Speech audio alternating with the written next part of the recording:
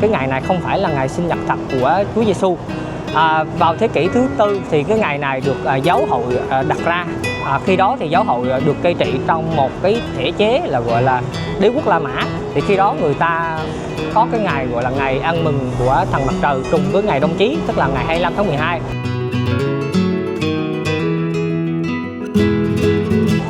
Ok, bây giờ mình sẽ không chụp ở tầm xa nữa, mình sẽ chụp ở tầm gần thôi. Thì mình đổi qua lại cái lens là 35 f1/4.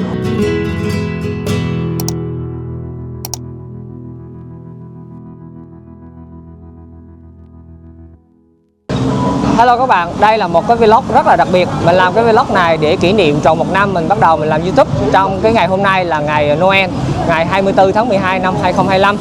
Và trong ngày hôm nay mình sẽ tập trung vô 2 chủ đề chính. Thứ nhất là tìm những cái địa điểm check-in ở tại thủ đô Bangkok vào những cái ngày lễ lớn, cũng như để cho các bạn khi mà sang đây các bạn đi du lịch thì mình có một cái list những cái địa điểm các bạn có thể check-in được.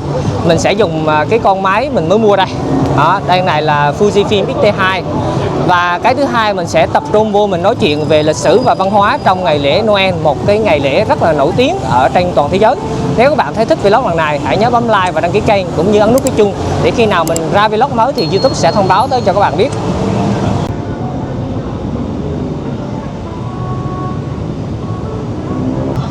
Bây giờ là 3 giờ chiều nhưng các bạn nhìn bầu trời này rất là âm u, không có tí nắng nào hết. Thì so với năm ngoái thì năm ngoái nó có nhiều nắng hơn. Và mình thích cái phong cách của mình là chụp hình là mình có cái ánh nắng vô để mình phân rõ được sáng tối ha. Nhưng mà rất là tiếc, hôm nay thì trời nó không có đẹp lắm. Tuy nhiên mình sẽ cố gắng mình về mình chỉnh sửa lại một xíu để cho cái bức hình mình nó tươi tắn hơn. Địa điểm đầu tiên mình muốn giới thiệu tới cho các bạn là trước cái tòa nhà MBK Center. Đây là một cái khu trung tâm thương mại rất là lớn và nổi tiếng ở tại Bangkok, Thái Lan. Thì ở đây có điều gì đặc biệt? Đây là có một cái con đường rất là lớn, một cái đại lộ á.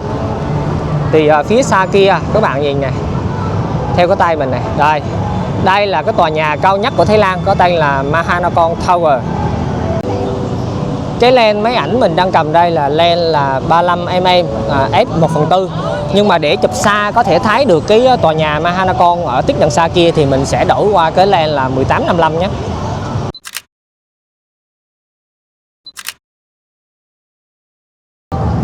Đi lại ngay chỗ này thì ở đây có một cái hố hình tròn rất là đẹp, có thể nhìn xuống xe nó chạy bên kia. Thì trên này nó có cái người ta dán một cái banner là có chữ Bangkok ở đây. Thì rất là nhiều người khách du lịch ấy, người ta muốn tới đây để người ta check in, người ta lấy cái chữ Bangkok này rất là đẹp.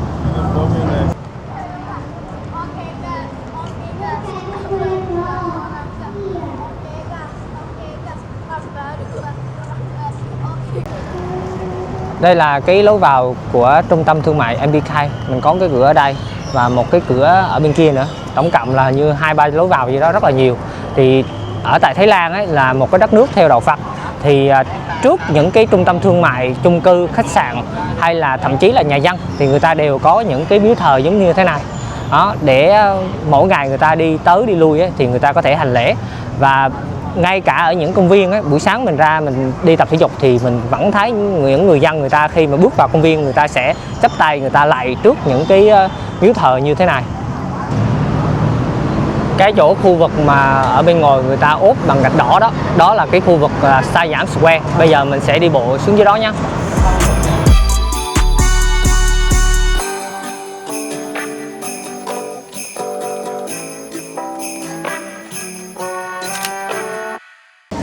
Đây là cái lối đi bộ từ cái trạm BTS, người ta có thể đi vào trong cái tòa MBK Center ở trong lối này. Thì trong này người ta cũng trang trí Noel rất là đẹp. Đó.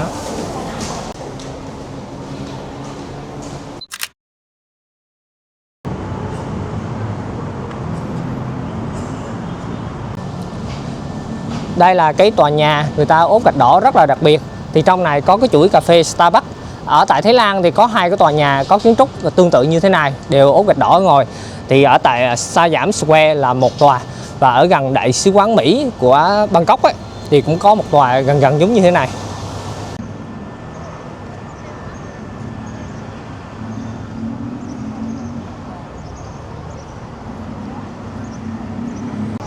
Đây là Siam Square. Square trong tiếng Anh có nghĩa là quảng trường, nhưng mà theo mình thấy đây nó giống như một cái khu phố đi bộ, nó giống như phố đi bộ Bùi Viện hoặc là Tạ Hiện của Việt Nam mình vậy. Nhưng mà ở tại Việt Nam mình có thể đi chơi tới nửa đêm hoặc là chơi tới sáng, nhưng mà ở tại cái quảng trường này thì các cửa hàng chỉ mở cửa tới tầm khoảng 10 giờ là người ta đóng rồi. Tại đây thì mình cảm nhận rõ ràng cái không khí Noel nhiều hơn. Người ta trang trí rất là nhiều đèn ánh sáng, và các cửa hàng thì người ta dán những cái banner hình cây thông rất là dễ thương ha.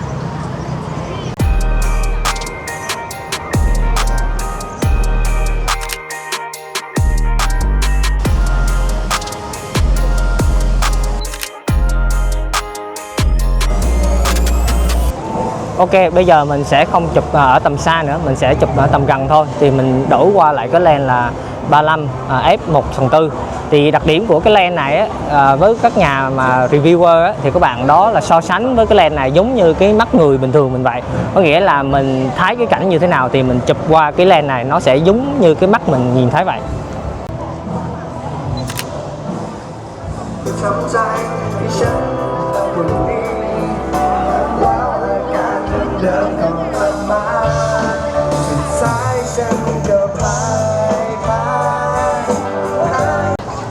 Ở bên kia là một cái sự kiện âm nhạc, cái anh ca sĩ ảnh đang hát nháp trước, chắc là tối nay ảnh sẽ biểu diễn trong cái lễ Giáng sinh.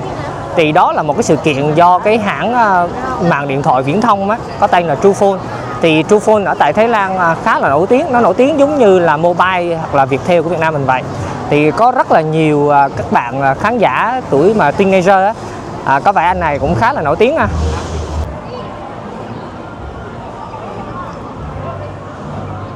Ở đây cũng có một cái quầy của Fujifilm này, cái hãng máy ảnh mình đang xài luôn đây. Người ta đang kiểu như chơi trò chơi hoặc là gì đó để tặng quà.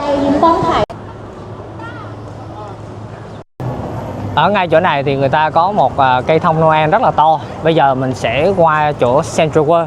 Đó là một cái trung tâm thương mại rất là lớn, rất là nổi tiếng. Và ngay tại đó, phía trước sân cũng có một cây thông Noel rất là lớn. Có thể nói là lớn nhất ở tại Bangkok, Thái Lan này. Mình sẽ đi ra đường này nhé. Phía bên này là cái khu chợ giống như là chợ đêm vậy. Thì trong này người ta bán những cái đồ trang sức, quần áo này. Đây này là một cái tiệm bán thuốc và đồ mỹ phẩm rất là nổi tiếng. Thì các bạn nào mà sang Thái Lan rồi đi du lịch ấy, thường các bạn sẽ mua rất là nhiều đồ mỹ phẩm hoặc là quần áo. Tại vì cái đồ bên này nó tương đối tốt và rất là nổi tiếng.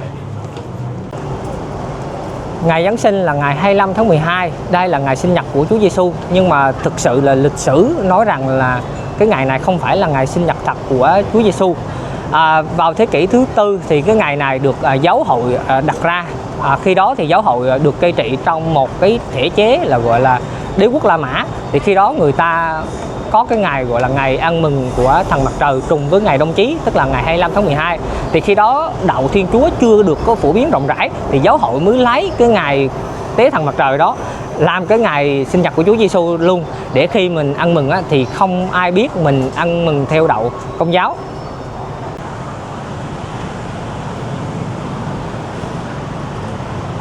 Đây là cái lề đường ngay trước chỗ Siam Paragon. Thì con đường này cũng khá là nổi tiếng vào trong những cái dịp lễ lớn. Ở ngay tại đây thì người ta thường sẽ đi bộ diễu hành. Ví dụ như vào cái ngày hình như đợt tháng 7 thì mình thấy người ta đi diễu hành vào cái ngày gọi là ngày lễ của cái hội là LGBT đó. Thì người ta tổ chức vào ngày hình như 14-15 tháng 7 thì vô tình mình đi ra đường mình thấy rất là đông và toàn là người nước ngoài không. Thì như các bạn biết đó, Thái Lan là một cái đất nước rất là cởi mở trong cái cộng đồng LGBT của cả thế giới. Ở một số quốc gia thì người ta cấm đoán cái việc những cái người mà đồng giới yêu đương với nhau, nhưng mà ở tại Thái Lan thì rất là thoải mái. Cho nên những cái người ở trong cộng đồng LGBT rất là thích sống ở tại Thái Lan, đặc biệt là ở tại Bangkok. Và khi mà người ta có cái lễ hội mà để gọi là nói về cái cộng đồng đó thì rất là nhiều người từ nước ngoài người ta bay tới đây để người ta tham dự.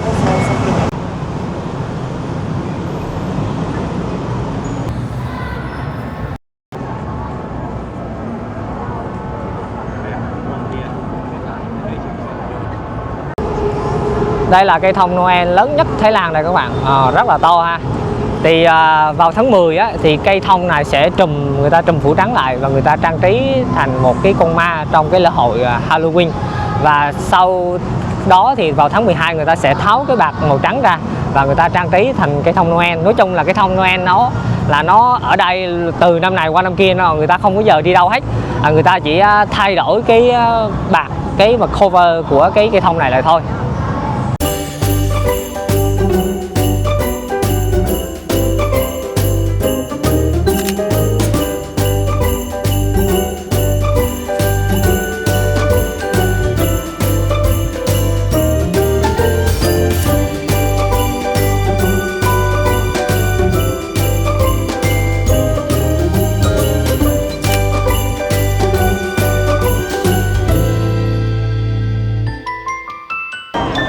Cái khu vực Central World này rất là đông các bạn.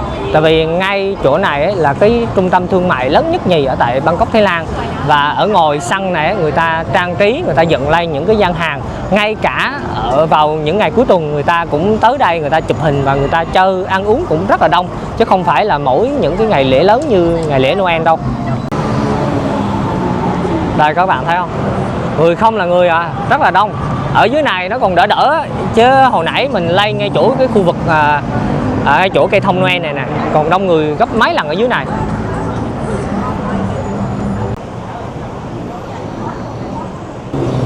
Bây giờ mình sẽ rời cái khu vực ồn ào náo nhiệt ở tại Central World đi sang một cái khu vực khác có vẻ là ít ồn ào hơn. Đó là khu vực gần bờ sông Chao Phraya. Và để đi được tới đó mình sẽ đi bằng tàu điện BTS nhé.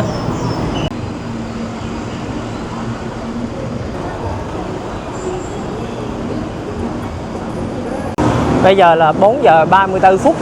Đây là thuộc về cái giờ tăng tầm, mà hôm nay lại là ngày lễ nữa nên cái đường xá xe rất là đông. Thì cái việc lựa chọn mình đi tàu điện trên cao ấy là một cái lựa chọn vừa tiết kiệm tiền và vừa tiết kiệm thời gian nữa.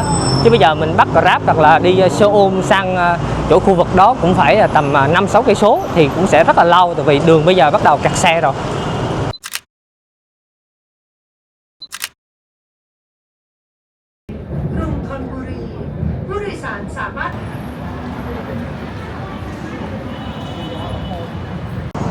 Đây là trung tâm thương mại Icon Siam, một cái trung tâm thương mại lớn nhất ở tại Bangkok. Bây giờ mình sẽ dẫn các bạn đi ra về phía bờ sông nhé. Mình ra đó coi thử có cái gì đẹp không.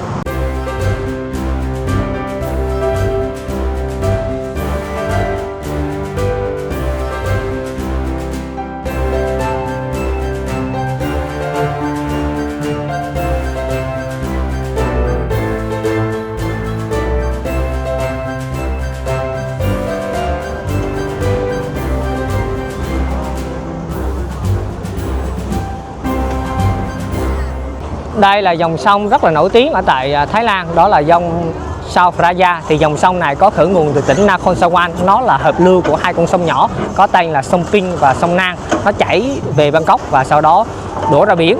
Nói một chút về những cái sự kiện lịch sử quan trọng liên quan tới cái dòng sông này, thì thủ đô trước đây của Thái Lan nó nằm ở Ayutthaya.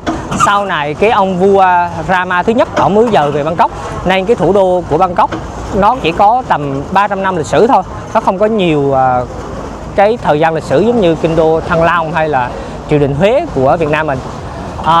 Cái hình này ấy là hình ông vua Rama thứ 10.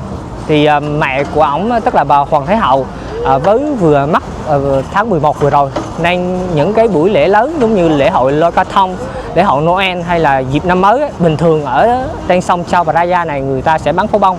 Nhưng mà năm nay không biết có bắn không, thường là họ cũng hạn chế những cái sự kiện đó khi mà hoàng gia người ta có tang lễ. Phía bên này là sông Chao Phraya này, phía bên này là cái trung tâm thương mại Icon Siam. Thì ngồi trước này người ta trang trí cũng rất là nhiều đèn dây, rất là đẹp, cũng khá là đông người đấy. Phía bên này thì người ta dựng một cái sân khấu rất là to, chắc là đêm nay người ta sẽ tổ chức sự kiện Noel ở ngoài này. Đợt này mình thấy du lịch của Thái Lan có vẻ đang đi xuống, không có nhiều khách người ta tới đây cho lắm.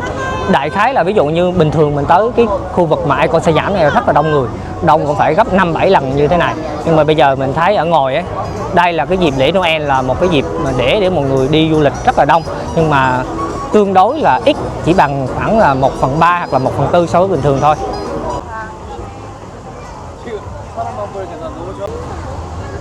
Vào dịp lễ Noel thì tất cả mọi nơi đều trang trí cây thông Noel. Thì cây thông Noel xuất hiện từ bao giờ?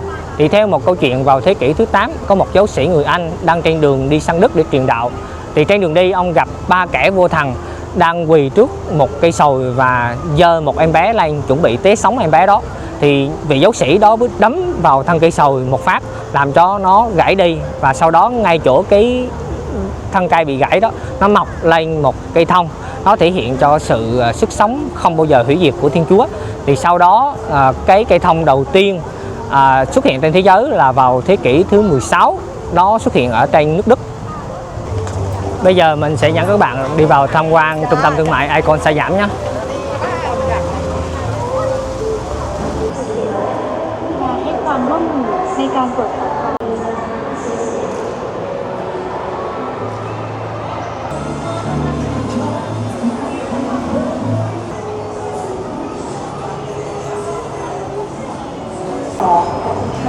Đây là một cái cửa hàng nằm trong trung tâm thương mại Icon Sa Giảm. Thì phía trước này người ta có trang trí một cây thông Noel cũng rất là dễ thương, và phía bên dưới gốc cây thông người ta để những cái hộp quà.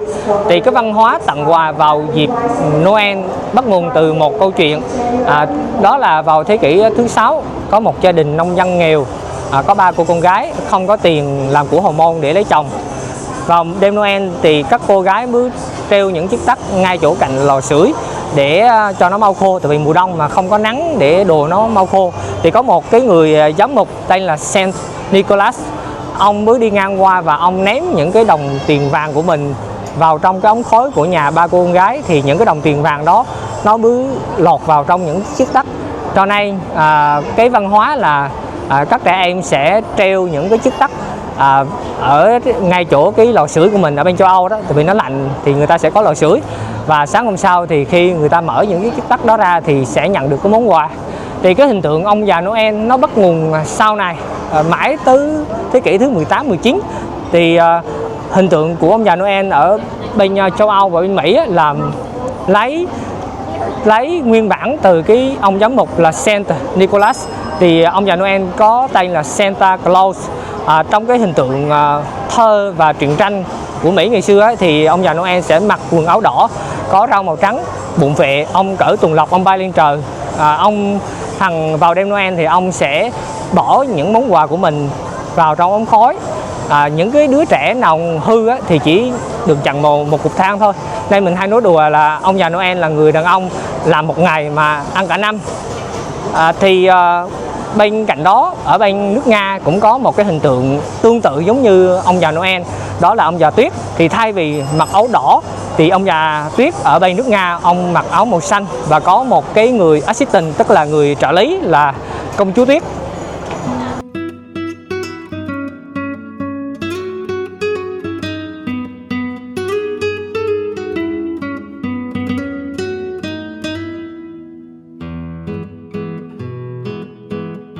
Trung tâm thương mại Icon Sa Giảm là một cái trung tâm mà mình đánh giá là có cái sự trang trí nội thất rất là đẹp, có thể nói là đẹp nhất trong tất cả các trung tâm thương mại ở tại Bangkok. Đây, người ta trang trí đèn đóm rất là lung linh. Mỗi khu người ta sẽ trang trí theo mỗi style. Mình sẽ quay bằng camera trước cho các bạn xem nhé. Phía dãy bên này thì người ta trang trí theo cái kiểu khu phố Chinatown, tức là khu phố tàu đó.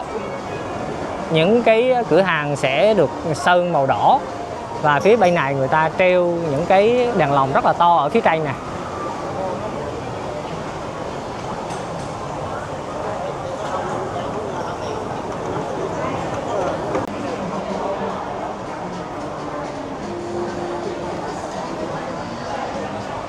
Bây giờ mình sẽ đi sang khu này nhé. Bên này thì người ta sẽ bán những cái đồ lưu niệm, quần áo, túi xách, khăn. Người ta trang trí những cái dãy đèn phía trên nè theo cái style là Giáng sinh.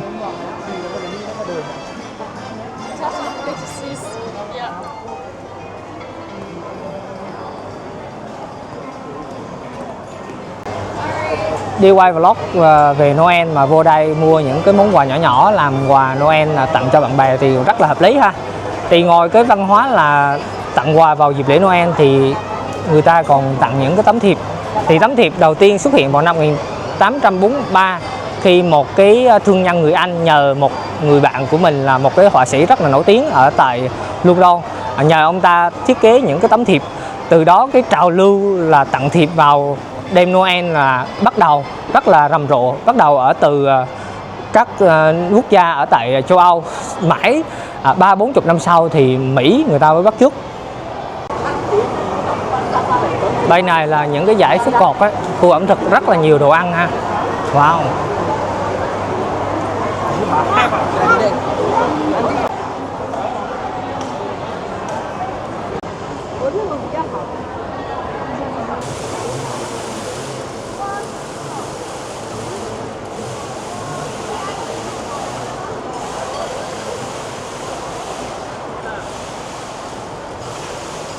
Đây là cái tầng trên cùng của trung tâm thương mại Icon Sa Giảm, hình như là tầng 6 thì phải.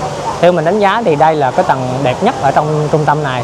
Phía trên này thì người ta có một cái thác nước, người ta cho nước nó chảy xuống, và bên trên thì người ta có chiếu đèn đủ thứ màu hết để tạo hiệu ứng ha.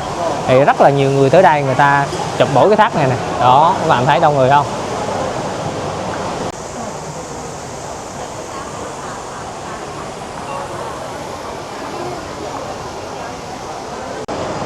Như mình đã giới thiệu từ lúc mở đầu vlog thì vlog lần này mình quay để kỷ niệm tròn 1 năm mình đi làm YouTube. Lúc ban đầu mình làm YouTube mình cũng copy người này, copy người kia, nhưng rồi mình thấy mình cứ đi rồi mình khen chỗ này, ô chỗ này đẹp quá, ăn cái này ngon quá, thì mình thấy nó bình thường quá và đã có rất là nhiều YouTuber làm rồi. Và mình muốn tạo một cái dấu ấn riêng để mọi người dễ nhớ tới mình hơn, thì mình bắt đầu lồng ghép những câu chuyện về lịch sử và văn hóa trong mỗi chuyến đi của mình. Cho nên cái lượng khán giả của mình xem cái kênh của mình nó cũng hơi kén đó. Nhưng mà trong vòng 1 năm mà mình đã quay gần 50 cái vlog, tức là khoảng tầm 10 ngày là mình cho ra một cái vlog. Cái điều này làm mình cũng như rất là tâm đắc. Cảm ơn các bạn đã xem hết vlog. Hãy nhớ bấm like và đăng ký kênh để ủng hộ cho mình trong những vlog tiếp theo nhé. Bye bye và hẹn gặp lại. Chúc mọi người một đêm Giáng sinh an lành bên cạnh bạn bè, người thân và gia đình của mình.